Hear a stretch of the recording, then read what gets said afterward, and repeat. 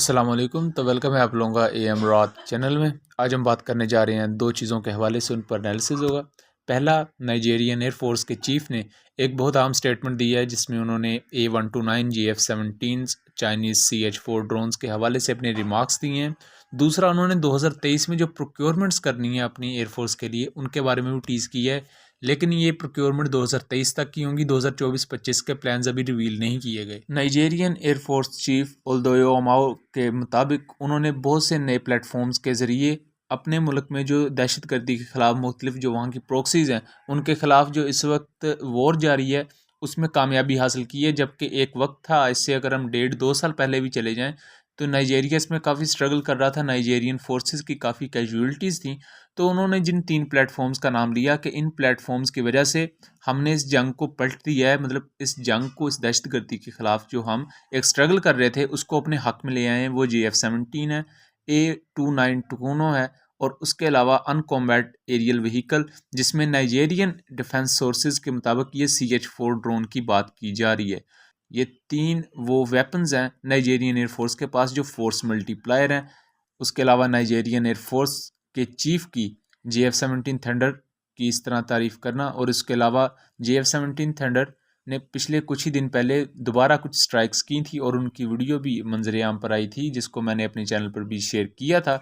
और नाइजीरिया ने इन स्ट्राइक्स में पाकिस्तान के गिड्स के बने हुए 72 लेज़र गाइडेड बॉम्ब्स को यूज़ किया था, जिन्होंने कामयाबी के साथ अपने टारगेट्स को डिस्ट्रॉय कर दिया।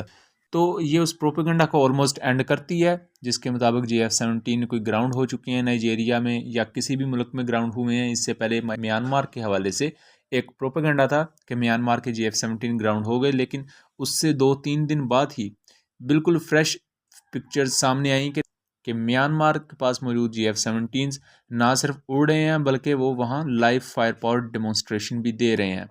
उसके अलावा फ्यूचर के हवाले से नाइजीरियन एयर चीफ ने जो अहम बात की, उन्होंने कहा कि हम बहुत जल्द 6 T129 अटैक हेलीकॉप्टर्स लेने जा रहे हैं। उसके साथ साथ American AH-1Z wiper attack helicopters भी वो लेने जा रहे हैं।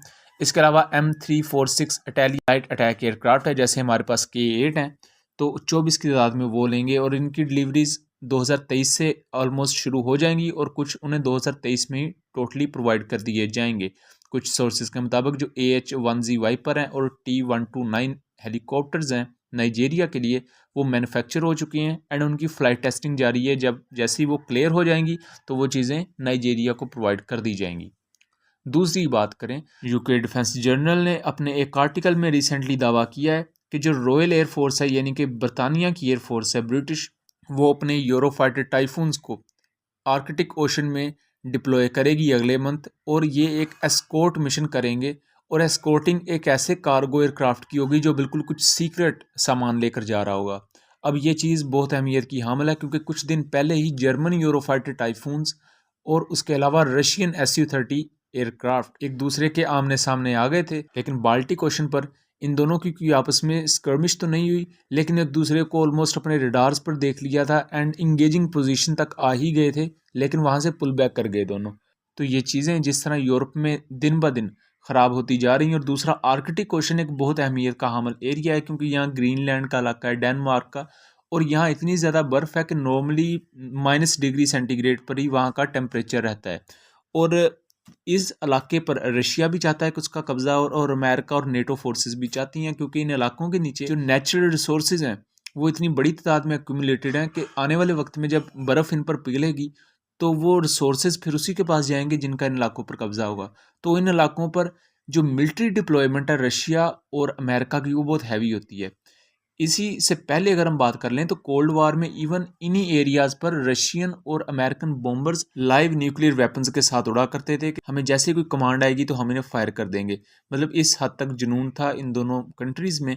और अब ये यूके डिफेंस जनरल की रिपोर्ट के मुताबिक रॉयल एयरफोर्स अपने यूरोफाइटर टाइफून्स को वहाँ डिप्लॉय करेगी। अब यहाँ जो दूसरा एयरक्राफ्ट जिसका नाम लिया जा रहा है वो A330 हैवी लिफ्टर है, जो कि एक एरियल रिफ्यूलर का काम भी करता है। अब या तो उसी में वो कार्गो लेकर जाया जाएगा या फिर उसे as a air to air refueller use किया जाएगा और कार्गो प्लेन कोई और होगा।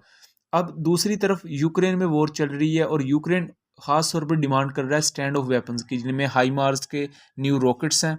उसके अलावा दूसरे प्रिसीशन गाइडेड मिसाइल्स हैं जिनकी वो डिमांड कर रहे हैं, और वो बहुत ही लॉन्ग रेंज मिसाइल्स की बात कर रहे हैं कि हमें ऐसे मिसाइल चाहिए जिससे हम रशिया को उनकी टेरिटरी के अंदर जाके हिट कर सकें। अगर तो कुछ ऐसा सामान अमेरिका प्रोवाइड करने वाला है या नेटो फोर्सेस में से कोई प्रोवाइड करने वाला है, तो उसके लिए उन्होंने उसकी हिफाजत के लिए यूरोफाइटर टाइफून्स भेजेंगे अगले मंथ, कि उस जहाज़ को पूरी तरह अपनी हिफाजत में रखा जाए। और रशिया अगर कोई ऐसी हरकत करता है कि रशिया अपने फाइटर एयरक्राफ्ट को भेजता है कि उस सामान को यूक्रेन जाने से पहले ही तबाह कर दिया जाए, तो इससे एक नया तनाज़ा खड़ा हो सकता है। बहरहाल आर्कटिक रीजन बहुत ज़्यादा अहमियत का हामिल है अपनी जियोपॉलिटिकल लोकेशन की वजह से भी, और वहाँ की मिलिट्री डिप्लॉयमेंट की वजह से भी। तो ये भी देखना काफ़ी दिलचस्प होगा कि ये ऊँट किस करवट बैठता है, और ये सीक्रेट मिशन असल में है क्या। अभी तक ये भी नहीं किसी को पता। ये जस्ट मेरी एक थ्योरी है कि हो सकता है कुछ ऐसे वेपन्स हो जो यूक्रेन को पहुंचाने हो थ्रू आर्कटिक। और यहाँ जो एक और अहम चीज़ कही गई है कि लो फ्लाइंग करेंगे एयरक्राफ्ट, और यूरोफाइटर टाइफून के लिए तो लो फ्लाइंग करना कोई बड़ी चीज़ नहीं है, लेकिन एक हैवी लिफ्टर के लिए इस तरह लो फ्लाइंग करना, आई डाउट अबाउट दैट। लेकिन आने वाले वक्त में ये चीज़ें देखते हैं कि ये सीक्रेट मिशन है क्या, और ये किस तरह चीज़ें आगे प्रोसीड करेंगी। बाय द वे, मैंने दोनों चीज़ों पर अपने ट्वीट्स का लिंक डिस्क्रिप्शन में दे दिया है। उन ट्वीट्स को स्क्रॉल डाउन करेंगे तो वहाँ आपको असल आर्टिकल भी मिल जाएंगे। तो उम्मीद करता हूँ चीज़ें क्लियर रही होंगी। मिलेंगे अगली वीडियो में, तब तक के लिए अल्लाह हाफिज़।